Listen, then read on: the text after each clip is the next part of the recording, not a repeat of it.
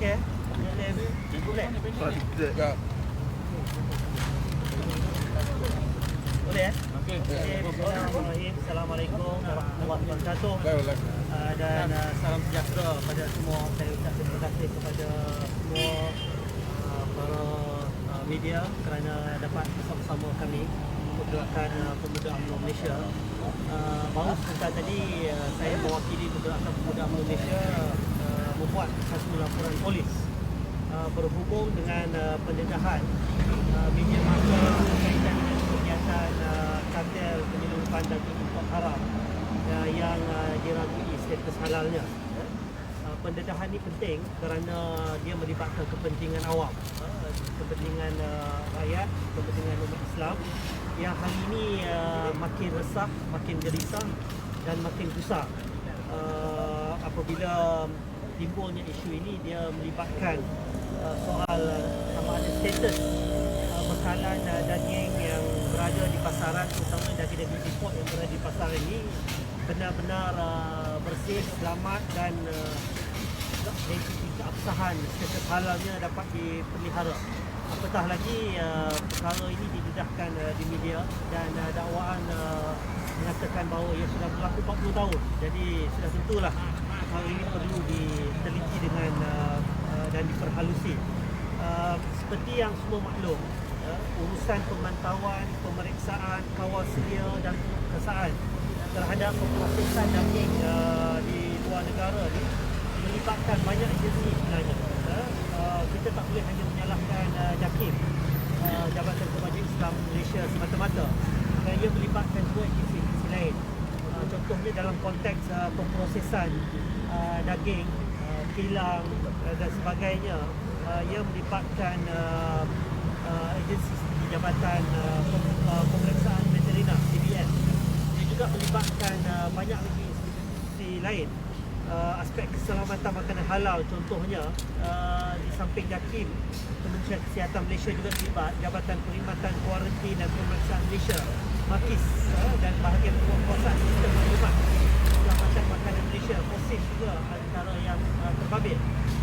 Memandangkan banyak agensi dan institusi yang terlibat dalam urusan kawal selia, pensijilan, pemeriksaan, penguatkuasaan industri halal di negara hari ini, maka Pergerakan Pemuda UMNO Malaysia mendesak agar ditubuhkan segera pasukan khas yang turut melibatkan Polis Diraja Malaysia dan juga Suruhanjaya Pencegahan Rasuah Malaysia (SPRM) agar segala siasatan dapat dijalankan secara pantas dan bersepadu. Kita mendesak supaya isu ini dapat ditangani segera dan rakyat berhak mengetahui siapakah individu-individu, siapakah nama syarikat-syarikat yang terbabit dan disyaki terbabit dalam kartel haram ini, ya. Beberapa persoalan yang rakyat berhak mendapatkan maklumat yang tepat dan jelas mengenai isu kartel daging haram ini, termasuklah pertama, siapakah dalang yang bertanggungjawab menguruskan proses import daging sejuk beku yang diragui status halalnya. Yang kedua, mengapakah berlakunya monopoli kilang pemprosesan daging halal, terutamanya di 3 buah negara, China, Thailand dan juga India. Yang ketiga, kenapakah Jabatan Pemeriksaan Veterina (JBS) hanya menghadkan beberapa kilang saja di China, India dan Thailand yang mengeksport ayam dan juga daging ke Malaysia. Ada beberapa saja yang terlibat. Yang keempat, apakah JBS dan JAKIM melakukan pemeriksaan secara berkala setiap tahun untuk memastikan status halal ini terus terpelihara. Yang kedua, dari segi kesihatan, pencegahan penyakit berjangkit daripada binatang dan juga dari segi kebersihan kilang-kilang yang diberikan kelulusan status halalnya. Daripada maklumat Pergerakan Pemuda UMNO Malaysia kita perolehi setelah kita war-warkan dan juga kita mendesak isu ini, ramai yang tampil dan memberikan maklumat tersebut.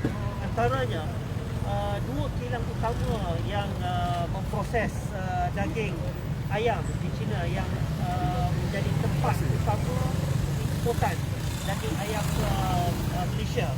Kali terakhir pemeriksaan dibuat adalah pada 20 Januari 2016 dan itu telah mendapat persijilan. Sepatutnya agensi-agensi penguasaan dan pemeriksaan, terutamanya DBS ya, dan juga penyakit. Sebenarnya apa-apa pun DBS yang akan menentukan sama ada pemeriksaan itu akan berlaku dan dia akan panggil JAKI, wakil JAKI untuk bersama.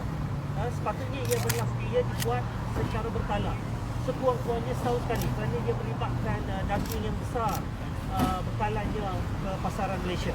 Ya. Yang kelima, apakah benar DBS tidak pernah mengeluarkan sebarang AP permit import dalam aspek oxtail ataupun ekonomi? Justru apakah status halal ekonomi yang banyak berada di pasaran tempatan yang dikatakan kebanyakannya diimport dari luar negara, terutama daripada Argentina? Ini juga antara perkara yang perlu kita mendapatkan penjelasan daripada pihak berkuasa.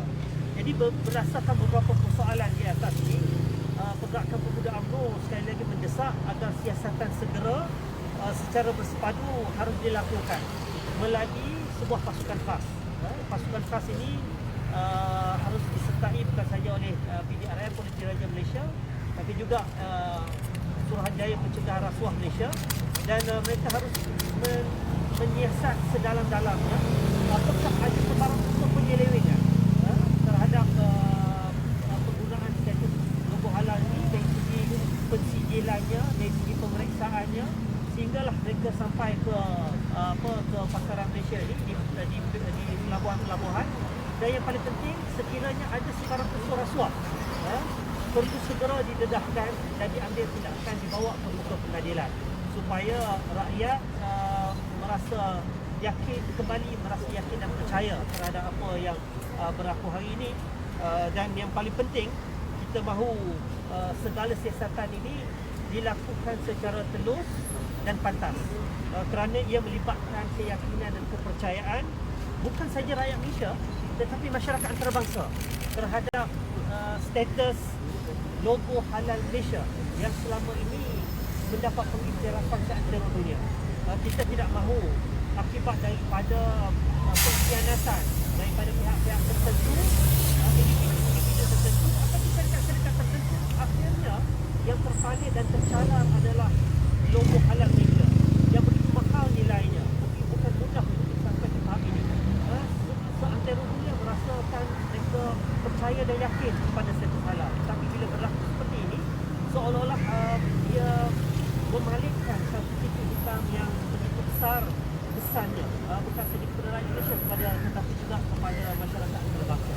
Sebab itulah kami minta supaya segera dilakukan ataupun diwujudkan pasukan khas ini untuk menyiasat dalamnya dalam isu ini. Dan kita minta juga supaya siasat pegawai-pegawai kerajaan dalam jabatan-jabatan yang terbabit, termasuk juga pegawai kerajaan yang sudah bersara. Sebenarnya SPRM mempunyai kewibawaan yang kita percaya mereka boleh dengan mudah untuk mengenal pasti gaya hidup yang berbeza, tidak setimpal dengan gaji yang diperolehi. Jadi kemewahan yang ada mungkin ini antara indikator yang perlu diambil kira. Dan sebab itu saya rasa bagi pihak Malaysia ini terlalu serius kerana dia menyentuh bamir rakyat Malaysia, khususnya masyarakat yang beramal. Ya. Itu sajalah. Ada apa-apa soalan? Ada kelanjutan tidak ada dedahan sebarang pihak terkait jenama. Ada desakan agar didedahkan jenama-jenama ini untuk ya, sebab itulah kita sebenarnya apabila media masa mendedahkan ini hampir 2 minggu dah, kita menantikan kalau kerajaan dapat bertindak segera kerana ia melibatkan soal kepercayaan dan keyakinan. Dalam konteks ini, kami Pergerakan Pemuda Malaysia dalam kenyataan kami 2 kali dah, kami mendesak supaya didedahkan nama-nama syarikat, individu-individu yang terbabit ataupun tidak terbabit. Dan kita tidak mahu ada sebarang unsur untuk melindungi mana-mana individu. Kalau ada orang bernama sekalipun, dedahkan, kerana ini adalah soal kepentingan rakyat. Yang kedua, kita kita mahu supaya bekalan-bekalan daging yang melibatkan syarikat-syarikat yang sedang disiasat ini ditarik balik, terutama dalam tempoh 2 minggu sejak perkara ini ditimbulkan. Saya rasa ini penting supaya kita rakyat Malaysia khususnya dan umat Islam tidak merasa was-was dan ragu-ragu dalam konteks bekalan daging import yang berada di pasaran hari ini.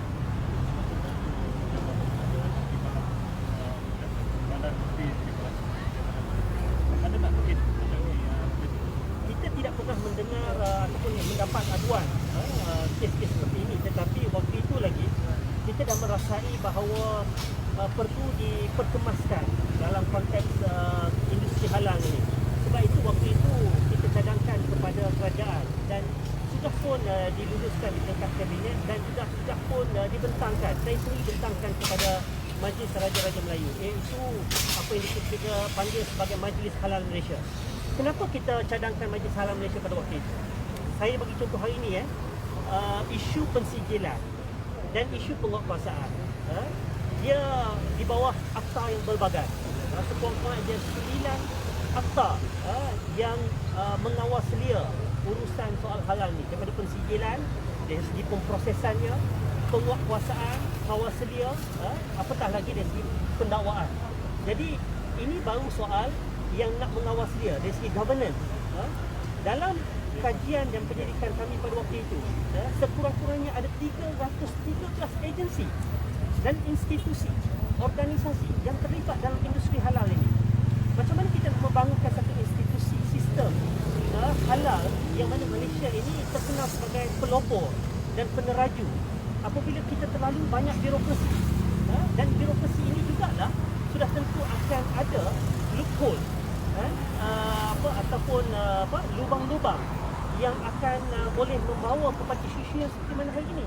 Sebab itu pada waktu itu kita sudah menjangkakan kalau kita tidak buat sesuatu untuk menyelaras semua institusi ini secara sepadu, secara seragam, apatah lagi pada waktu itu sendiri pun kita minta supaya kaki tangan bukan saja JAKIM, Jabatan Agama Islam Negeri-Negeri yang terlibat dalam konteks pensijilan halal ini ditambah.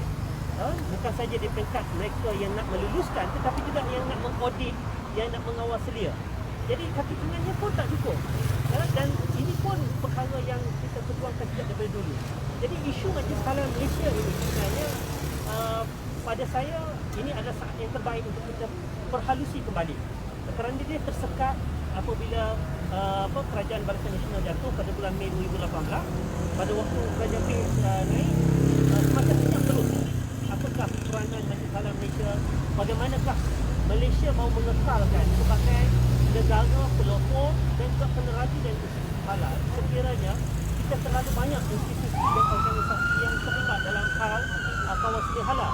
Kalau dulu saya sendiri daripada Institut Kewangan Islam, kita berjaya mewujudkan apa yang kita panggil sebagai Malaysian Islamic Financial Hub ataupun Center, MIFC, yang kita menyelaras semua institusi demi memastikan Malaysia ini terus menjadi peneraju yang kewangan Islam. Jadi perkara sama juga kita cadangkan untuk dilakukan dalam sistem halal ini, supaya bukan saja dalam aspek nak memastikan keabsahan halal itu dapat kita jamin dan kita pastikan dia tidak akan ada isu seperti mana ini, tetapi juga dalam konteks pembangunan industri halal. Untuk pengetahuan, saya tak tahu yang terbaru, tetapi pada tahun 2018 hampir lebih daripada 80% siti-siti halal, usaha-usaha halal di kalangan bukan Islam. Maknanya macam mana kita nak memastikan orang Islam sendiri terlibat secara aktif dalam sebagai usahawan yang mengeluarkan barang-barang halal yang diberikan pensijilan halal. Ini pun antara isu yang kita bangkitkan pada waktu itu, dan kita harap dalam konteks ini once and for all we have to settle this and we have to put a stop supaya kita boleh melihat ini secara komprehensif. Bukan untuk apa, bukan ini ada isu politik dan sebagainya, demi kemaslahatan umat Islam, rakyat Malaysia, dan yang paling penting juga jenama status halal negara ini tidak akan terjejas dan tersalar akibat daripada insiden-insiden mereka yang tidak bertanggungjawab dan mereka yang mengkhianati amanah rakyat dan amanah umat. Itu saja. Terima kasih banyak. Baik.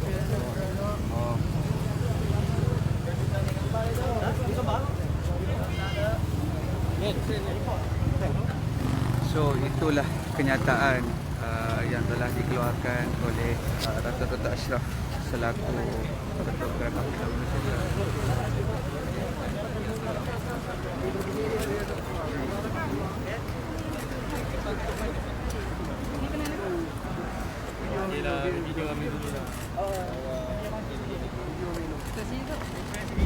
So, sekian, terima kasih.